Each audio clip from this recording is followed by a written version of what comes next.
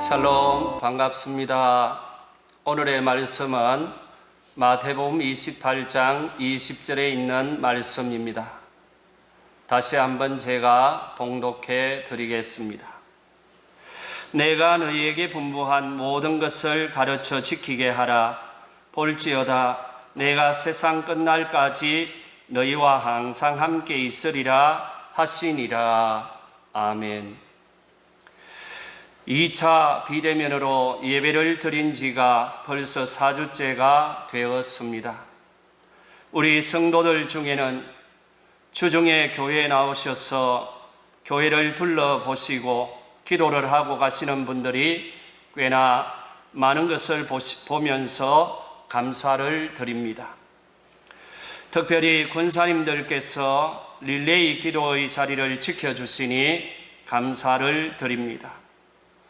또 10호 태풍 하이선이 내륙으로 간통하지 않고 동해 쪽으로 많이 비켜가므로 우리가 사는 곳에는 별 피해가 없이 지나가게 되어서 정말 감사한 일입니다.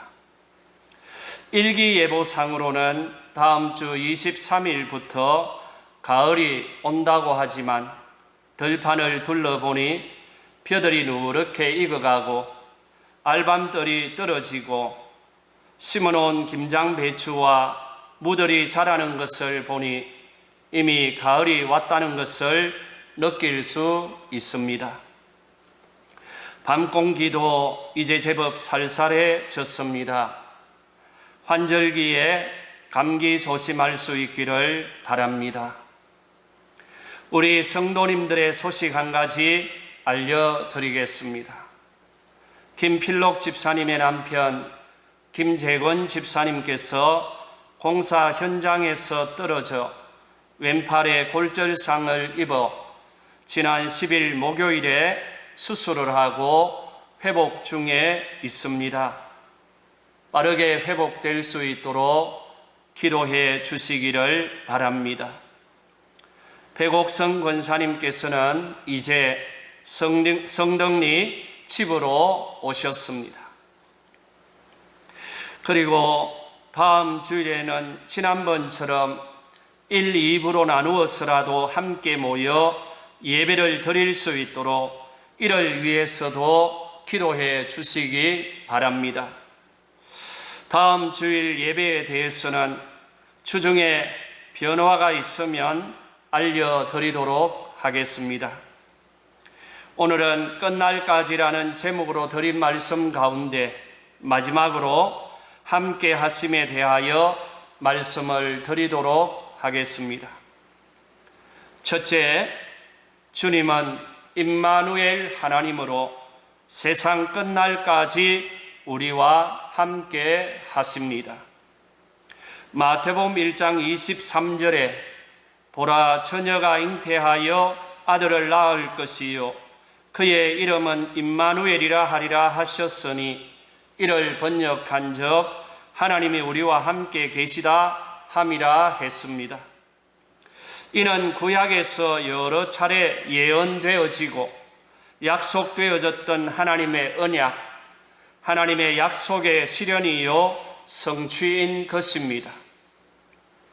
태초에 하나님의 창조 사역과 함께 하셨던 그리스도께서 언약의 말씀, 약속의 말씀을 따라 인류와 역사 속에 들어와 함께 하신 것처럼 부활하신 주님은 새하늘과 새 땅을 향한 새 창조의 그날까지 우리와 함께 하시겠다고 말씀해 주신 것입니다. 여기서 함께 하겠다는 의미는 나날이 매 순간마다 함께 하시고 동행하겠다는 것입니다. 이는 어느 한순간이라도 버려두거나 방관함이 없이 그리스도의 보호와 섭리 속에 있음을 말씀해 주고 있는 것입니다. 이를 우리 개인의 실존 차원에서 생각해 보면 출생 이전에서 출생과 성장, 일과 죽음, 그리고 사후까지 함께하고 동행하겠다는 의미이며 우주적인 차원에서는 과거와 현재, 미래를 포함한 모두의 하나님의 임재를 의미하는 것입니다. 그리고 항상이라는 말에는 시간적인 의미가 있고 함께라는 말에는 공간적인 의미가 있습니다. 우리 주님께서는 시공간을 초월해서 우리와 함께 하겠다, 우리와 함께 동행하겠다는 말씀을 하신 것입니다. 좀 더 구체적으로 말씀을 드리면 기쁠 때나 슬플 때에, 힘들 때나 어려울 때, 우울할 때나 괴로울 때에도 함께 하겠다는 것입니다. 건강할 때에도 아플 때에도 평화로운 날에도 전쟁 중에도 코로나와 태풍 중에도 우리가 앞으로 할 추수 때에도 함께 하겠다는 말씀인 것입니다. 또 일이 잘 될 때에도 안 될 때에도 사업에 성공했을 때에도 실패했을 때에도 주님은 함께 하겠다는 것입니다. 얼마나 힘이 되고 능력이 되며 은혜가 되고 위로가 되는 말씀입니까? 사랑하는 성도 여러분, 이 어려운 때에도 주님이 우리와 함께 하십니다. 우울해하지 말고 힘낼 수 있기를 바랍니다. 불안해하지 말고 승리할 수 있기를 바랍니다. 시편 102편은 고난당한 자가 마음이 상하여 그의 근심을 여호와 앞에 토로하는 기도입니다. 이 시편은 누가 기록한 시편인지 모릅니다. 하지만 한 개인이 국가적인 재난과 개인의 육체적인 질병을 언급하면서 회복을 구하는 기도를 드리고 있습니다. 지금 우리는 국가적인 재난, 세계적인 재난을 당하고 있습니다. 코로나 극복을 위해서 기도해 주시기 바랍니다. 백신 개발을 위해서도 기도해 주시기를 바랍니다. 개인적으로도 여러 가지 문제가 있을 때에 하나님 앞에 회복을 위하여 기도하는 성도들이 되실 수 있기를 바랍니다. 이 시편 기자는 이런 국가적인 재난과 개인의 육체적인 질병을 언급하며 회복하는 기도를 하면서 그 가운데 25절에서 27절에 있는 말씀을 보면 이렇게 고백합니다. 주께서 옛적에 땅의 기초를 놓으셨사오며 하늘도 주의 손으로 지으신 바니이다. 천지는 없어지려니와 주는 영존하시겠고 그것들은 다 옷같이 낡으리니 의복같이 바꾸시면 바뀌려니와 주는 한결 같으시고 주의 연대는 무궁하리다라고 고백했습니다. 여기서도 우리 주님은 영원하신 하나님이십니다. 한결같이 변함없이 우리와 함께 하시는 분이십니다. 영원한 구속자, 영원한 구원자로서 우리와 함께 하시는 분이십니다. 고라 자손의 맞서길, 즉 교훈 가운데 시편 42편과 43편을 보면 내 영혼아 내가 어찌하여 낙심하며 어찌하여 내 속에서 불안해하는가? 너는 하나님께 소망을 두라. 그가 나타나 도우심으로 말미암아 내가 여전히 찬송하리로다 라는 말씀을 3번이나 반복해서 하고 있습니다. 무엇을 말해주는 것입니까? 강조하고 있는 것입니다. 어려운 일이 있을 때에 낙심하거나 불안해하지 말라는 것입니다. 오히려 하나님께 소망을 두고 기도하라는 것입니다. 사랑하는 성도 여러분, 하나님께 소망을 두고 기도할 수 있기를 원합니다. 그러면 평강의 하나님께서 함께해 주실 것입니다. 우리 하나님은 어제나 오늘이나 영원토록 동일하게 우리와 함께 하시는 임마누엘의 하나님이십니다. 둘째는 보혜사 성령으로 세상 끝날까지 우리와 함께 하시는 주님이십니다. 요한복음 14장 16절 이하에 있는 말씀을 보면 예수님께서 제자들에게 이런 말씀을 하고 계십니다. 내가 아버지께 구하겠으니 그가 또 다른 보혜사를 너희에게 주사 영원토록 너희와 함께 있으리니 그는 진리의 영이라. 세상은 능히 그를 받지 못하나니 이는 그를 보지도 못하고 알지도 못함이라. 그러나 너희는 그를 아나니 그는 너희와 함께 거하심이요 또 너희 속에 계시겠습니다. 내가 너희를 고아와 같이 버려두지 아니하고 너희에게로 오리라 했습니다. 주님께서는 십자가에서 죽으시고 부활하시고 성천하신 후 약속의 말씀을 따라 제자들과 함께한 120명의 사람들은 오순절에 마가 다락방에 모여 마음을 같이하여 오로지 기도하기에 힘을 썼습니다. 그때에 급하고 강한 바람 같은 소리로 성령이 임하였습니다. 성령의 임재는 거기에 있던 각 사람 위에 하나씩 임하여 그들이 다 성령의 충만함을 받게 되었습니다. 성령이 충만하게 임하게 되자 거기에 있던 모든 사람들이 다른 나라 언어로 말하기 시작했고 모였던 사람들은 자기 나라 말로 들리기 시작했습니다.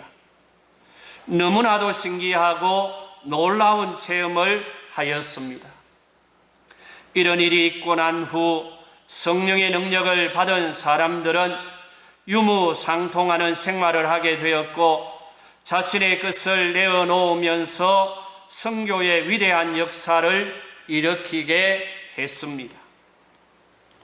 범인이었던 베드로는 설교를 통해서 많은 사람들이 죄 사함을 받고 하나님께로 돌아오게 했으며 세례를 받고 그리스도를 주로 고백하였던 사람들은 교회를 세우는 일에 크게 헌신을 하게 되었습니다. 하나님의 백성은 누구든지 거듭남과 성령의 역사를 통해서 되는 것입니다. 그러므로 교회는 하나님의 나라의 영역이요 성령의 역사와 하나님의 통치로 보호되고 지배되는 곳입니다. 그리고 우리 성도들에게는 보혜사 성령께서 영원토록 함께 하십니다. 사도행전 6장을 보면 스데반은 은혜와 권능이 충만하여 큰 기사와 표적을 민간에게 많이 행하였고 또 지혜와 성령으로 말함을 그들이 능히 당하지 못하였다고 말씀해 주고 있습니다. 성령의 역사는 스데반 집사에게만 일어난 것이 아니라 빌립에게도 있었고 그리고 바울과 실라, 바나바와 누가 그 외 수많은 사람들을 통해서도 일어난 역사입니다. 성령의 역사는 오늘 우리 성도들을 통해서도 일어났고 또 일어날 것입니다. 로마서 8장 26절에서는 이와 같이 성령도 우리의 연약함을 도우시나니 우리는 마땅히 기도할 바를 알지 못하나 오직 성령이 말할 수 없는 탄식으로 우리를 위하여 친히 간구하시느니라 했습니다. 지금도 우리가 기도하지 못할 때에 성령은 우리를 위해서 기도하시는 걸로 말씀해 줍니다. 성령은 이렇게 우리의 연약함을 도우십니다. 또 로마서 14장 17절 이하에 있는 말씀을 보면 하나님의 나라는 먹는 것과 마시는 것이 아니요 오직 성령 안에 있는 의와 평강과 희락이라. 이로써 그리스도를 섬기는 자는 하나님을 기쁘시게 하며 사람에게도 칭찬을 받느니라 했습니다. 이런 모든 말씀들을 종합해서 보면 보혜사 성령 하나님께서는 우리와 함께 하시는 분이십니다. 우리 성도들은 도우시는 영, 진리의 영, 보혜사 성령을 통해서 위로받고 힘을 얻고 능력을 받고 복음을 전하고 선교하고 믿음으로 승리하는 삶을 살아갈 수 있기를 바랍니다. 셋째는 주님은 재림하심으로써 우리와 함께 하십니다. 예수 그리스도의 재림은 기독교 2000년의 역사를 관통하면서 내려온 신앙의 중요한 사항입니다. 그래서 재림이 언제 있을까에 대해서 많은 관심을 가진 결과 그날과 그 시를 말하기 시작했습니다. 하지만 다 틀렸고 이로 인해 많은 무리를 일으켜 사회에 혼란을 주기만 했습니다. 우리가 분명히 알아야 할 말씀들이 있습니다. 마태복음 24장 30절에 있는 말씀을 보면 그때에 인자의 징조가 하늘에서 보이겠고 그때에 땅의 모든 족속들이 통곡하며 그들이 인자가 구름을 타고 능력과 큰 영광으로 오는 것을 보리라 했습니다. 또 요한복음 14장 3절에서는 가서 너희를 위하여 거처를 예비하면 내가 다시 와서 너희를 내게로 영접하여 나 있는 곳에 너희도 있게 하리라 했습니다. 이런 말씀들을 보면 주님의 재림은 분명히 있다는 것입니다. 주님의 재림은 우리 성도들에게 있어 구원에 대한 최종적 보장을 해 주시는 것입니다. 우리 성도들은 이러한 사실을 다시 한번 확인하고 마음에 깊이 새겨야 하겠습니다. 그러나 재림하는 그 날과 그 때는 아무도 모르는 것입니다. 마가복음 13장 32절의 말씀을 보면 그날과 그 때는 아무도 모르나니 하늘에 있는 천사들도 아들도 모르고 아버지만 아시느니라 했습니다. 여기서 중요한 메시지는 그날과 그 시보다 그리스도께서 재림하신다는 약속과 확정인 것입니다. 요한계시록 3장 11절에서는 내가 속히 오리니 내가 가진 것을 굳게 잡아 아무도 내 면류관을 빼앗지 못하게 하라 했습니다. 그러므로 우리 성도들은 그리스도의 재림 곧 최후의 끝날을 가져오게 되고 약속을 성취하고 완성케 하실 것이며 새로운 시작이 진행될 것이고 그리스도는 영원토록 우리와 함께 하실 것을 굳게 믿고 소망 중에 승리하는 삶을 살아갈 수 있기를 원합니다. 마지막 네 번째로는 하나님 나라에서 통치자로서 우리와 함께 하실 것입니다. 계시록 21장 1절 이하에 있는 말씀에 또 내가 새 하늘과 새 땅을 보니 처음 하늘과 처음 땅이 없어졌고 바다도 다시 있지 않더라. 또 내가 보매 거룩한 성 새 예루살렘이 하나님께로부터 하늘에서 내려오니 그 준비한 것이 신부가 남편을 위하여 단장한 것 같더라. 내가 들으니 보좌에서 큰 음성이 나서 이르되 보라, 하나님의 장막이 사람들과 함께 있음에 하나님이 그들과 함께 계시리니 그들은 하나님의 백성이 되고 하나님은 친히 그들과 함께 계셔서 모든 눈물을 그 눈에서 닦아 주시니 다시는 사망이 없고 애통하는 것이나 곡하는 것이나 아픈 것이 다시 있지 아니하리니 처음 것들이 다 지나갔음이러라 했습니다. 새 하늘과 새 땅 곧 하나님 나라에 대한 말씀은 성경 전체에 약 450회 이상 기록되어 있는 말씀입니다. 우리 성도들은 하나님의 나라, 즉 천국이 있음을 꼭 믿어야 하겠습니다. 천국에는 사망도 없고 애통하는 것도 없고 곡하는 것도 없고 아픈 곳도 없는 곳이라고 말씀합니다. 이러한 곳에서 우리 주님께서는 세세토록 왕노릇 하실 분이십니다. 그러므로 우리 성도들은 종말의 때에 예수를 더 잘 믿어야 하겠습니다. 마가복음 1장 14절 이하에 있는 말씀에서 요한이 잡힌 후 예수님께서 갈릴리에 오셔서 하나님의 복음을 전파하실 때에 이런 말씀을 주고 있습니다. 때가 찼고 하나님의 나라가 가까이 왔으니 회개하고 복음을 믿어라 했습니다.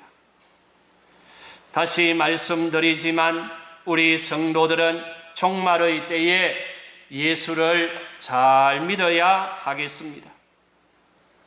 또 누가복음 4장 18절 이하 19절에서는 주의 성령이 내게 임하셨으니 이는 가난한 자에게 복음을 전하게 하시려고 내게 기름을 부으시고 나를 보내사 포로된 자에게 자유를 눈먼 자에게 다시 보게 함을 전파하며 눌린 자를 자유롭게 하고 주의 은혜의 해를 전파하게 하려 하심이라 하였더라 했습니다.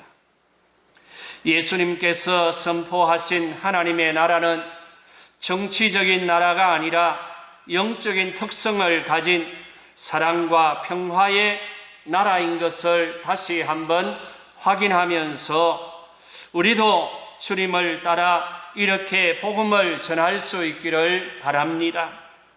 그러면 그리스도께서는 영원한 하나님 나라의 통치자로서 우리와 함께 하실 것입니다. 결론적인 말씀을 드리도록 하겠습니다. 우리는 부활하신 하나님께서 제자들과 우리 성도들에게 주신 사명은 물론이고 내가 세상 끝날까지 너희와 항상 함께 있으리라 하신 종말론의 진정한 의미를 되찾아 우리들의 존재 목적인 하나님의 영광을 위해 온전히 살아야 하겠습니다. 끝날은 구원과 심판의 날입니다. 끝날은 그리스도께서 부활하심으로써 종결이 아니라 새로운 시작임을 보여주셨기 때문에 죄와 죽음을 이기는 승리의 날이요 희망과 전진의 날이요 영원한 생명을 회복하는 날입니다. 끝날은 그리스도께서 재림하심으로 하나님의 약속이 온전히 성취되고 완성케 하는 날입니다. 그리고 끝날은 하나님의 나라에서 영원한 통치를 받는 날입니다. 우리 주님은 이러한 끝날에 우리와 함께 하십니다. 임마누엘로 함께 하시는 분이십니다. 보혜사 성령으로 함께 하십니다. 하나님 나라에 갈 때까지, 하나님 나라에 가서도 우리와 함께 하시는 분이심을 다시 한번 믿고 깨닫는 우리 모두가 되어질 수 있기를 원합니다. 그러므로 너희도 준비하고 있으라. 생각지 않은 때에 인자가 오리라 했습니다. 생각지 않는 때에 우리 주님께서 오실 것을 말씀했습니다. 그러므로 우리는 깨어있는 성도가 되어야 하겠습니다. 기름을 넉넉히 준비한 그런 성도가 되어야 하겠습니다. 하나님의 나라는 볼 수 있게 임하는 것이 아니요 또 여기 있다 저기 있다고도 못하리니 하나님의 나라는 너희 안에 있느니라 했습니다. 사랑하는 성도 여러분, 우리의 마음에 또 우리의 생활 속에서 하나님의 나라를 이루고 또 하나님의 나라를 경험하며 살다가 또 끝날에 하나님 나라에서 영생복락 누릴 수 있는 복된 성도들이 다 되실 수 있기를 주의 이름으로 축원드립니다. 아멘.